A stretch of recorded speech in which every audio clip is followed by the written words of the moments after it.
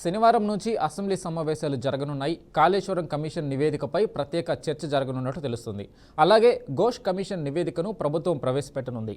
అయితే ఉభయ సభలు సజావుగా జరిగేలా పోలీస్ డిపార్ట్మెంట్ చర్యలు తీసుకోవాలని శాసనసభ స్పీకర్ గడ్డం ప్రసాద్ కుమార్ అన్నారు. సభలు జరుగుతున్న సమయంలో ధర్నాలు, ఆందోళనలు జరగకుండా ముందస్తుగానే సమాచారం అందుకుని అడ్డుకోవాలని సూచించారు. తద్వారా సమావేశాలు సజావుగా జరుగుతాయని చెప్పారు. అసెంబ్లీ సమావేశాల నేపథ్యంలో సభ నిర్వహణ, భద్రతా ఏర్పాట్లపై తన ఛాంబర్లో పోలీసు, ఇంటెలిజెన్స్ అధికారులతో స్పీకర్ ప్రసాద్ కుమార్ సమీక్షా సమావేశాన్ని నిర్వహించారు. గత సమావేశాలు సజావుగా జరగడానికి సహకరించినట్లుగానే ఈ సమావేశాలకు కూడా రాష్ట్ర ప్రభుత్వం అధికారులు సహకారం అందించాలన్నారు.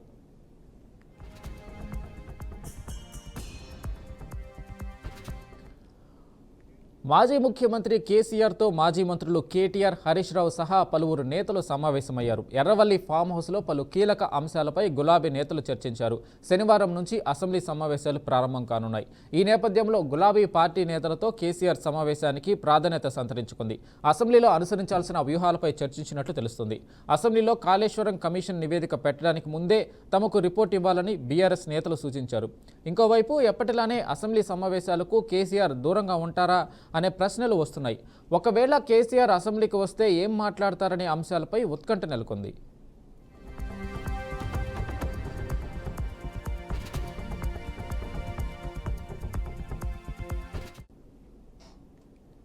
స్కూల్స్ టు యూనివర్సిటీల వరకు ప్రతి విద్యా సంస్థల్లోనూ మెరుగైన బోధన సాగాలని ముఖ్యమంత్రి రేవంత్ రెడ్డి అధికారులను ఆదేశించారు. విద్యా బోధనలో నాణ్యత ప్రమాణాలు మరింత పెంచాలన్నారు. పాఠశాలలు, కళాశాలలు, ప్రొఫెషనల్ కోర్సులు బోధించే కళాశాలల్లో విద్యార్థులు, బోధన సిబ్బందికి ఫేషియల్ రికగ్నిషన్ హాజరు తప్పనిసరి చేయాలని ఆదేశించారు.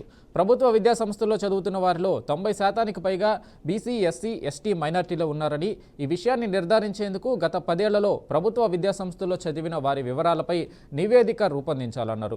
విద్యారంగంపై పెడుతున్న ఖర్చును తాము పెట్టుబడిగా చూస్తున్నామన్నారు. యంగ్ ఇండియా ఇంటిగ్రేటెడ్ రెసిడెన్షియల్ స్కూళ్లతో పాటు విద్యారంగం అభివృద్ధికి తీసుకునే రుణాలను ఎఫ్ఆర్బిఎం పరిమితిలో లేకుండా చూడాలని డిప్యూటీ సీఎం బట్టి విక్రమార్క కేంద్ర ఆర్థిక శాఖ మంత్రి నిర్మలా సీతారామన్కు విజ్ఞప్తి చేశారని సీఎం తెలిపారు.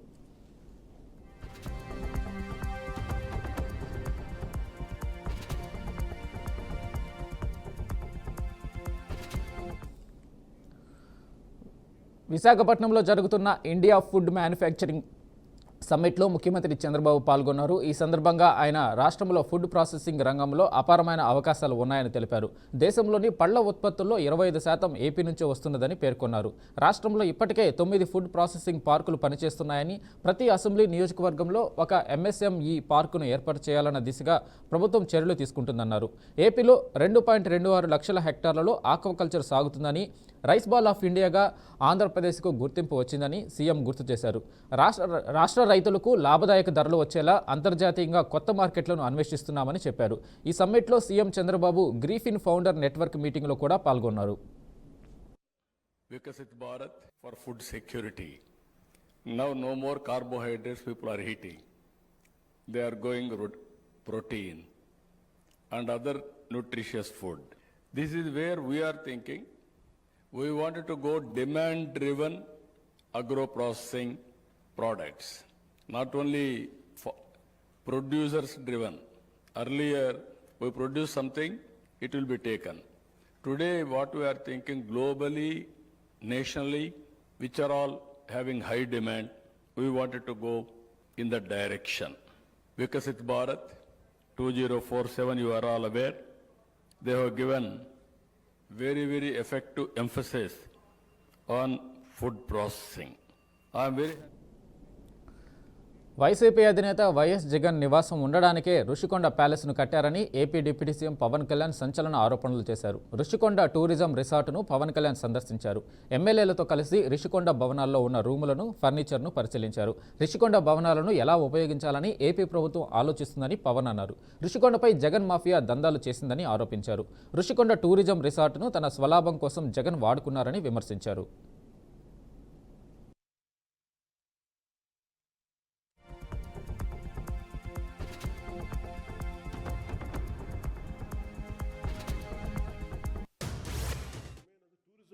ఆదాయం కావాలి. టూరిజం పెరగాలని టూరిజం దగ్గర ఇప్పుడు మనోహర్ గారిని క్లీన్ చేయించండి అంటే నా దగ్గర ఫండ్స్ లేవన్నా. అంటే మనోహర్ గారు చెప్పిందంటే మీకు ఏ లేదు, ముందు కాల్ ఫర్ కాంట్రాక్ట్, ఫస్ట్ దీన్ని ప్రైమరీ క్లీన్ చేయించాలి. ఫస్ట్ క్లీన్ చేయించడంతో పాటు మనం కూర్చోబెట్టి దీన్ని ఇన్కమ్ జనరేటింగ్గా కావాలి. ఇన్కమ్ జనరేటింగ్ సింపుల్ ఏంటంటే ఇది డెస్టినేషన్ వెడ్డింగ్ లేదంటే ఈ మైస్ ఈవెంట్స్కి సిటీ ఇట్ సెల్ఫ్ ఈజ్ అందరు రావడానికి ఉంది కాబట్టి ఈ మన మీటింగ్స్ను ఈ మీటింగ్స్ మైస్ అంటే meetings, incentives, conferences and exhibition. ఇది వైజాగ్ అలాంటి సిటీ కాబట్టి దీన్ని ఒక మోడల్గా చేద్దాం ఈ కాంప్లెక్స్. అండ్ మనకి అంటే మేజర్లీ సార్ ఎంత ఇన్వెస్ట్మెంట్కి ఫుట్ఫాల్ కంటే కూడా 10 మంది వచ్చినా ఒక ఎక్కువ ఆదాయం వచ్చేది కాదు. ఫుట్ఫాల్ అంటే మనం అందుకని ఒకసారి మీరు అన్నీ ఒకసారి మనం ఎక్స్ప్లోర్ చేసి, అంటే నా ఉద్దేశం ఏముందంటే ఒక ప్రైవేట్ పెట్టుబడిదారుడు 453 కోట్లు పెట్టుబడి పెడితే దాని మీద ఎంత ఆదాయం చేయాలని ప్రయత్నం చేస్తాడు. దానికి రెలవెంట్ ఈచ్ బ్లాక్. సో 20,000 చదరపు అడుగులు కాదు, 20,000 చదరపు మీటర్లు. సో ఈ అన్నింటినీ కలిపి 9.88 ఎకరాల రిషికొండ మీద నిర్మించారు. దీన్ని సిఆర్జెడ్ రూల్స్ వైలేట్ చేశారు, అనుమతులు మించి కొండను దెబ్బేశారు, పర్యావరణం కూడా చాలా దారుణంగా దెబ్బతింది. నేషనల్ గ్రీన్ ట్రిబ్యునల్లో కూడా కేసులు వేశారు. కానీ ఆనరబుల్ సుప్రీంకోర్టు ఇంతకుముందు పడగొట్టిన హారికా హోటల్ స్థలంలోనే మాత్రమే నిర్మించమని చెప్పారు, వాళ్ళు ఎక్స్టెండ్ చేయమని చెప్పలేదు. Supreme court is very clear, but దాన్ని వైలేట్ చేశారు. గొడవ హైకోర్టుకి వెళ్ళి minister of environment, forest, government ఫండ్స్ని ఇక్కడ జరిగిన నష్టాన్ని, అతిక్రమణని, పర్యావరణంపై ప్రభావాన్ని అంచనా వేయమని ఆదించింది హైకోర్టు, ఆనరబుల్ హైకోర్టు. దీనికి ఎక్స్పర్ట్స్ బృందాలు వచ్చినాయి, విచారణ చేశారు, వైలేషన్స్, అతిక్రమణలు అన్నింటినీ. రాష్ట్రంలోని కూటమి ప్రభుత్వం మాజీ సీఎం జగన్పై ఏపీ కాంగ్రెస్ అధ్యక్షురాలు వైఎస్ షర్మిల సీరియస్ కామెంట్స్ చేశారు. ఉపరాష్ట్రపతి ఎన్నికల్లో ఎన్డీఏ అభ్యర్థికి చంద్రబాబు, పవన్ కళ్యాణ్, జగన్ మద్దతు ఇస్తున్నారు. తమది బీజేపీ మిత్రపక్షం అని చంద్రబాబు చెబుతున్నారు. కానీ తెలుగు జాతి ఆత్మగౌరవం కోసమే టీడీపీ పెట్టామని చెప్తారు కదా, మరి ఇవాళ ఇండియా కూటమి అభ్యర్థిగా తెలుగు వ్యక్తి నిలబడితే ఎందుకు మద్దతు ఇవ్వలేదు అని ప్రశ్నించారు. ఆనాడు పివి నరసింహారావు కోసం ఎన్టీఆర్ నంద్యాల సీటు వదులుకున్నారు. తెలుగు బిడ్డ ఉన్నత స్థాయిలో ఉండాలి అనుకున్నారు. కానీ ఇవాళ మాత్రం తెలుగు తమ్ముళ్ళు తెలుగు జాతి ముఖ్యం అనుకోవడం లేదని మండిపడ్డారు. వదులుకోగలిగారు. మరి ఈ రోజు తెలుగు తమ్ముళ్ళు తెలుగుదేశం పార్టీ ఎందుకలా ఆలోచించటం లేదు? ఈ రోజు తెలుగు జాతి కంటే బీజేపీ ఖ్యాతే మీకు ముఖ్యమా? తెలుగు ఆత్మగౌరవం కంటే మోడీ ఆత్మగౌరవమే మీకు ముఖ్యమా?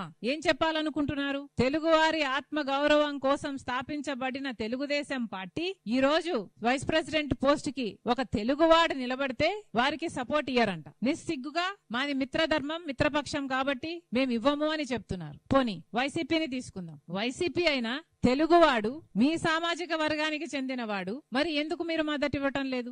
ఒక్క కారణమైనా చెప్పారా? మోడీ గారి దత్తపుత్రుడు జగన్మోహన్ రెడ్డి గారు అన్న విషయం ప్రపంచం అంతటికీ తెలిసినా, కానీ జగన్మోహన్ రెడ్డి గారు నిజంగానే మోడీ గారికి దత్తపుత్రుడు అనడానికి ఇది ఒక నిదర్శనం కాదా? మోడీ గారు ఎప్పుడూ గాని, అసలు బీజేపీ పార్టీ ఎప్పుడూ గాని మతతత్వ రాజకీయాలు చేయలేదా? మరి అలాంటప్పుడు జగన్మోహన్ రెడ్డి గారు ఏపీలో అభివృద్ధి కేంద్రీకరణ తమ లక్ష్యం అని మంత్రి నారా లోకేష్ అన్నారు. ఏపీకి ఏకైక రాజధానిగా అమరావతి ఉంటుందన్నారు. కాకపోతే అభివృద్ధి వికేంద్రీకరణ జరుగుతుందని తెలిపారు. వైజాగ్ కన్వెన్షన్లో ఐసీఏఐ నేషనల్ కాన్ఫరెన్స్లో ఆయన సమావేశమయ్యారు. పారిశ్రామిక విప్లవం వచ్చిన ప్రతిసారి ఉద్యోగాలు పెరుగుతాయి అన్నారు. మన ముందు ఏఐ ఒక అవకాశంగా ఉందని తెలిపారు. తమ ప్రభుత్వం స్పీడ్ ఆఫ్ డూయింగ్ బిజినెస్పై దృష్టి పెట్టిందన్నారు. ప్రపంచంలోనే అతిపెద్ద డేటా సెంటర్ విశాఖలో ఏర్పాటు కాబోతుందని తెలిపారు.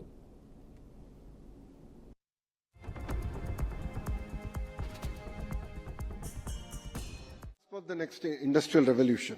And there are always two sides of a coin to every industrial revolution. One side of the coin is the fear of losing jobs. The other side of the coin is every industrial revolution has created more jobs than it has replaced. Countries that have embraced industrial revolution have always benefited out of it. India is a great beneficiary of the IT revolution. That is where we were able to jump the entire manufacturing revolution and go straight to services. Today that opportunity is again in front of us in AI. And as a state and as a nation, we should embrace AI and take things forward. AI is here. AI is going to transform the sectors that we are all working in. As a political party, we have actually deployed AI on our entire database. We are running AI algorithms on our library, digital library, where we want to give access to our leaders where including press notes with proper references, with proper data sets, they'll be able to generate and give it out to the media. And also when we are having any discussions in the assembly, we want to enable them to have a meaningful debate and discussion using AI as a tool. So as a political party, we have embraced, as CAs, you also have to embrace AI, and it will definitely transform our sectors going forward. You know, as a state, we are all about speed of doing business. If you look at, TCS coming to Visakhapatnam, Cognizant coming to Visakhapatnam, or even Google setting up one of the largest data centers in the world here in Visakhapatnam, all these were possible because we delivered on our promise of speed of doing business. This is core to this government, this administration. We believe that IT, pharma, green energy, aerospace and food processing will play a very, very important role here in Visakhapatnam.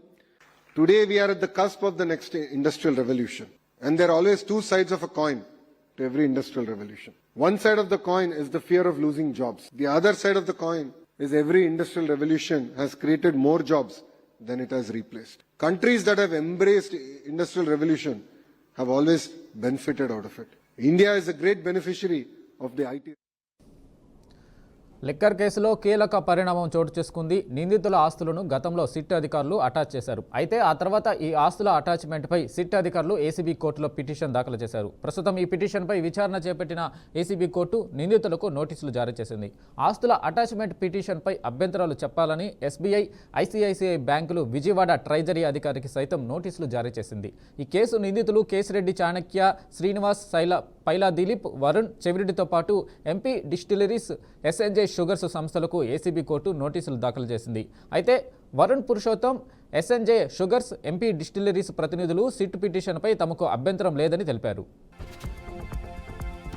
Nellore rural MLA Kotamreddy Sridhar Reddy హత్యకు భారీ కుట్ర జరిగినట్లు సమాచారం. ప్రస్తుతం నెల్లూరులో ఓ video వైరల్గా మారింది.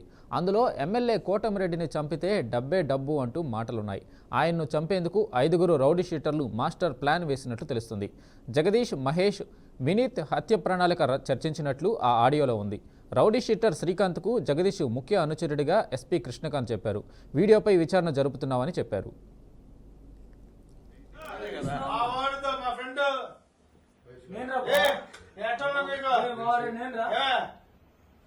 ఎన్ని స్టేషన్ రాలేదు, ఎన్నిసార్లు రాలేదు,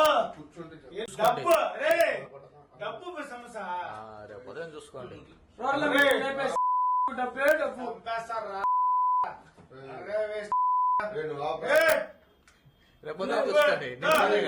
వాడితో మా ఫ్రెండ్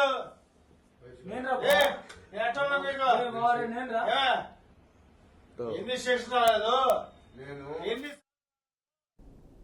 వైసీపీ నేత తాడిపత్రి మాజీ ఎమ్మెల్యే కేతిరెడ్డి పెద్దారెడ్డికి సర్వోన్నత న్యాయస్థానం సుప్రీంకోర్టులో భారీ ఊరట లభించింది. తాడిపత్రిలోకి ప్రవేశించేందుకు అనుమతిస్తూ సుప్రీంకోర్టు ఉత్తర్వులు జారీ చేసింది. ఈ విషయంలో గతంలో ఆంధ్రప్రదేశ్ హైకోర్టు ఇచ్చిన ఆదేశాలపై స్టే విధించింది. తనను తాడిపత్రిలోకి రాకుండా అడ్డుకుంటున్నారని ఆరోపిస్తూ కేతిరెడ్డి పెద్దారెడ్డి సుప్రీంకోర్టును ఆశ్రయించారు. ఈ పిటిషన్పై విచారణ జరిపిన ధర్మాసనం ఆయన వాదనలతో ఏకీభవించింది. వాదనలు విన్న ధర్మాసనం ఆసక్తికర వ్యాఖ్యలు చేసింది. మిమ్మల్ని మీ నియోజకవర్గంలోకి వెళ్లకుండా ఎవరు ఆపగలరు అని ప్రశ్నించింది. భద్రత విషయంలో ఆందోళన ఉంటే అవసరమైతే ప్రైవేట్ సెక్యూరిటీని ఏర్పాటు చేసుకోవాలని సూచించింది. అంతేకాకుండా కేతిరెడ్డి పెద్దారెడ్డి తాడిపత్రికి వెళ్లే సమయంలో ఆయనకు తగిన భద్రత కల్పించాలని రాష్ట్ర పోలీసులను సుప్రీంకోర్టు ఆదేశించింది.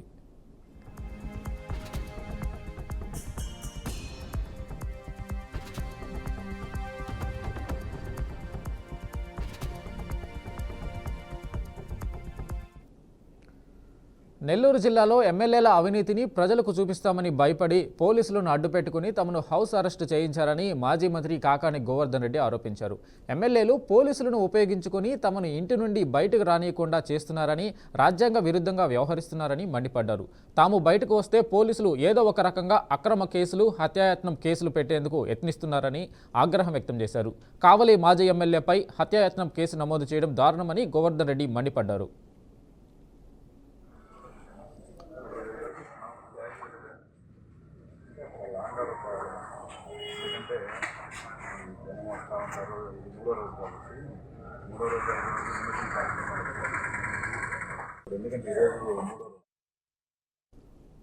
అవినీతిని నిర్మూలించేందుకు ఆర్టికల్ 130ని కేంద్ర ప్రభుత్వం తీసుకొచ్చిందని మాజీ మంత్రి చింతామోహన్ అన్నారు. ప్రతి ముఖ్యమంత్రిపై ఎన్నో కేసులు ఉన్నాయని, ప్రతిపక్ష పార్టీలను దెబ్బతీసేందుకు ఈ ఆర్టికల్ తెచ్చారని ఆరోపించారు. ఇరాన్, రష్యా నుంచి చమురు దిగుమతి చేసుకుంటున్నామని, ఇరాన్ కంటే 70% తక్కువ ధరకు రష్యా చమురు ఇండియాకు సరఫరా చేస్తుందని తెలిపారు. తక్కువ ధరలకు వస్తున్న చమురును ఎవరికి దోచిపెడుతున్నారని చింతామోహన్ కేంద్రాన్ని నిలదీశారు. భవిష్యత్తులో కేంద్రంలో ఏపీలో కాంగ్రెస్ ప్రభుత్వం రాబోతుందని, కాంగ్రెస్తోనే పేదలకు న్యాయం జరుగుతుందని చింతామోహన్ స్పష్టం చేశారు. మరి అవినీతిని నిర్మూలించేదానికి మరి ఇతర కారణాల ద్వారా నేను 130వ రాజ్యాంగ సవరణ తీసుకొస్తున్నట్టుగా ఇద్దరు పలు ప్రాంతాల్లో చెప్పారు. దీన్ని నేను ఖండిస్తున్నాను. ఇది మంచిది కాదు. భారతదేశానికి ప్రతిపక్ష పార్టీలను నాశనం చేసేదానికి తీసుకొచ్చినటువంటి ఈ రాజ్యాంగ సవరణ మరి ప్రతిరోజు ధర్నాలు చేస్తుంటారు. ధర్నా చేసిన వాళ్ళు కూడా ఒక 30-40 రోజులు వేస్తున్నారు కమ్యూనిస్టులు. దీనికి ఆయన ప్రాతినిధ్యం కోల్పోవాలన్నా ఈ విధంగా ప్రతిపక్ష పార్టీలను దెబ్బ కొట్టేదానికి తీసుకొచ్చినటువంటి చర్య ఇది నియంతలో ఆలోచించే ఆలోచన విధానం.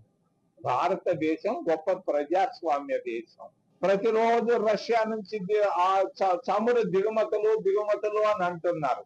వాస్తవం ఏంటంటే 2-3 ప్రాంతాల నుంచి మనం చమురుని దిగుమతి చేసుకుంటున్న భారతదేశం. ఒకటిది ఇరాన్ నుంచి, రెండవది వచ్చేసి రష్యా నుంచి. దాదాపుగా 75% తగ్గించి, ఇరాన్ కంటే తగ్గించి చౌకగా ఇండియాకి ఇస్తున్నారు. మనం పోయేసి అక్కడ పోయి పెట్రోల్ బంక్ లో మనం తీసుకుంటున్నాం. అదే ధర మనం పే చేస్తున్నాం. 100 రూపాయలు, 110 రూపాయలు ఆయిల్ కి, దీనికి దానికి.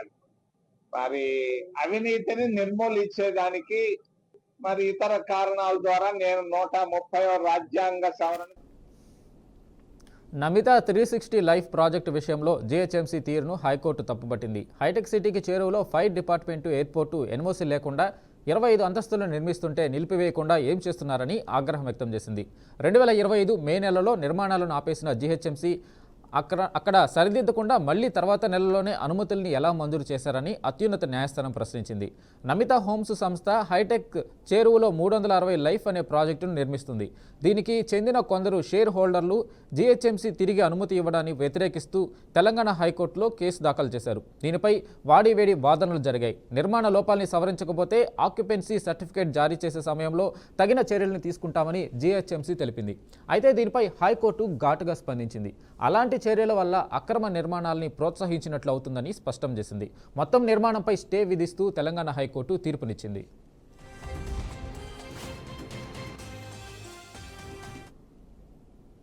బీహార్ రాష్ట్ర రాజధాని పాట్నాలో బీజేపీ, కాంగ్రెస్ కార్యకర్తల మధ్య తీవ్ర ఘర్షణ చోటు చేసుకుంది. దర్భంగాలో రాహుల్ గాంధీ నిర్వహించిన ఓటర్ అధికార యాత్రలో కాంగ్రెస్కు చెందిన వ్యక్తి రఫీక్ ప్రధాని నరేంద్ర మోడీ, ఆయన తల్లిపై అగౌరవ వ్యాఖ్యలు, ఆరోపణలు రావడం ఈ ఘటనకు కారణమైంది.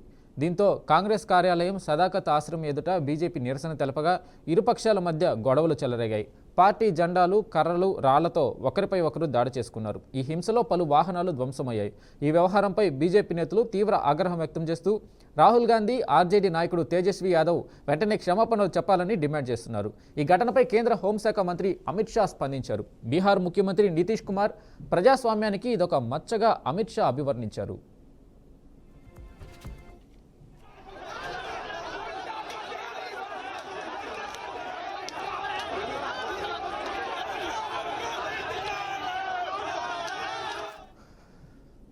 ప్రధాని మోడీ జపాన్ పర్యటనలో ఉన్నారు. పర్యటనలో భాగంగా టోక్యోలో జరిగిన భారత్ జపాన్ జాయింట్ ఎకనామిక్ ఫోరంలో ఆయన ప్రసంగించారు. నమస్తే కొన్నిచివా జపాన్ అంటూ ప్రధాని తన స్పీచ్ మొదలుపెట్టారు. ప్రపంచం భారతదేశాన్ని కేవలం చూడటం లేదని, భారత్పై ఆశలు పెట్టుకుందని అన్నారు.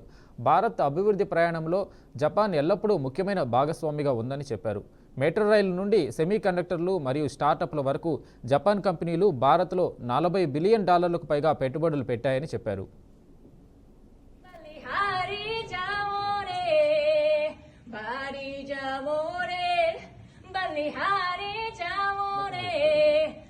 सतगुरु आंगन आया रे मेवारी जाओ रे।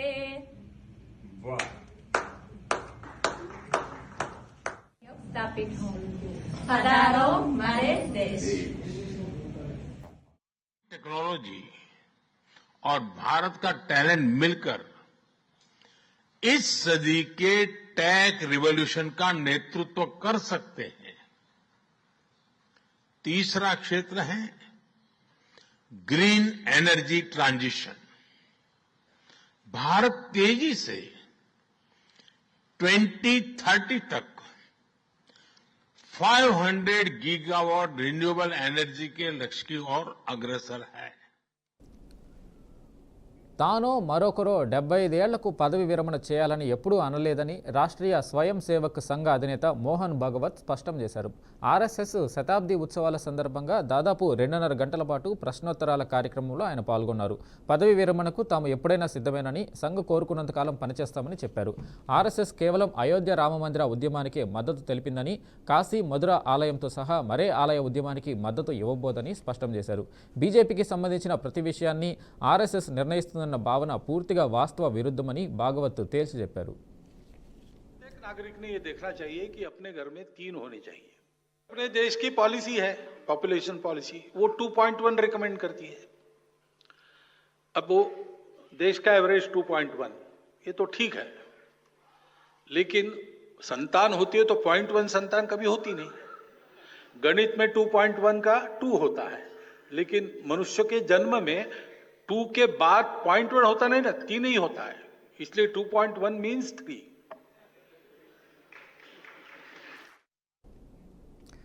దేశవ్యాప్తంగా గత వారం రోజుల నుండి భారీ వర్షాలు కురుస్తున్నాయి. ముఖ్యంగా ఉత్తరాది రాష్ట్రాల్లో భారీ వర్షాలతో వాగులు, వంకలు, నదులు పొంగిపొర్లుతున్నాయి. ఉత్తరాఖండ్లోని రుద్రప్రయాగ్, చమోలి జిల్లాలో కురుస్తున్న కుండపోత వర్షాలు పలు గ్రామాలను ముంచెత్తుతుంది. ఉత్తరాఖండ్లో తాజాగా మరోసారి మేఘ విస్ఫోటనం సంభవించింది. ఈ విపత్తులో పలువురు ప్రాణాలు కోల్పోగా పలుచోట్ల ఇళ్లు కోలడంతో పదుల సంఖ్యలో ప్రజలు శిథిలాల కింద చిక్కుకున్నారు. మెపాటా ప్రాంతంలో భారీ వరదల్లో 2 కొట్టుకుపోగా పశువులు కొట్టం కూలడంతో దాదాపు 20 పశువులు జలసమాధి అయ్యాయి. మేఘ విస్ఫోటం కారణంగా రుద్రప్రయాగ్లోని అలకనంద, మంతాకిని నదుల నీటి మట్టాలు భారీగా పెరుగుతున్నాయి. రుద్రప్రయాగ్లోని హనుమాన్ ఆలయం పూర్తిగా వరద నీటిలో మునిగిపోయింది. వర్షాల కారణంగా కొండ చర్యలు విరిగిపడడంతో 180కి పైగా రోడ్లు మూసుకుపోయాయి.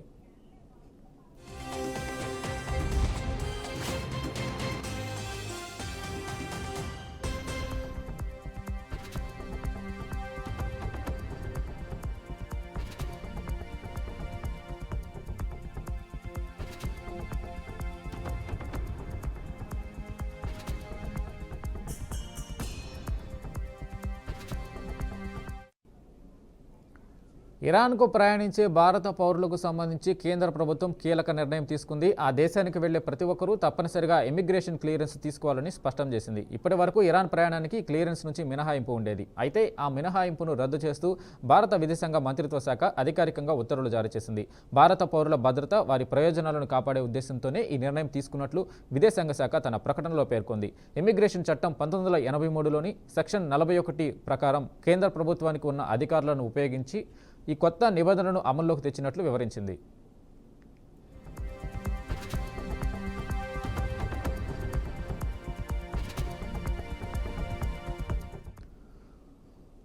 ఉక్రెయిన్, రష్యా మధ్య యుద్ధం ఆపేందుకు ఒకవైపు చర్చలు జరుగుతున్నప్పటికీ రెండు దేశాల మధ్య ఉద్రిక్తతలు రోజురోజుకి మరింత తీవ్రమవుతున్నాయి. తాజాగా కీవ్పై మాస్కో మరోసారి విరుచుకుపడింది. రష్యా జరిపిన సముద్ర డ్రోన్ దాడి కారణంగా ఉక్రెయిన్కు చెందిన అతిపెద్ద నిఘా నౌక సింఫెరోపాల్ ధ్వంసమై మునిగిపోయింది. ఒడెసా ప్రాంతంలోని దనుబే నదిలో మోహరించి ఉన్న సింఫెరోపాల్పై రష్యా సముద్ర డ్రోన్తో దాడి చేసింది. ఈ దాడిలో నౌక పూర్తిగా ధ్వంసమై నీట మునిగినట్లు రష్యా రక్షణ మంత్రిత్వ శాఖ ప్రకటించింది. ఈ విషయాన్ని ఉక్రెయిన్ కూడా ధృవీకరించింది. ఈ ఘటనలో 4 సిబ్బంది మరణించగా మరికొందరు గాయపడ్డారు. సముద్రంలో గల్లంతైన కొంతమంది నావికుల కోసం గాలింపు కొనసాగిస్తున్నట్లు అధికారులు వెల్లడించారు.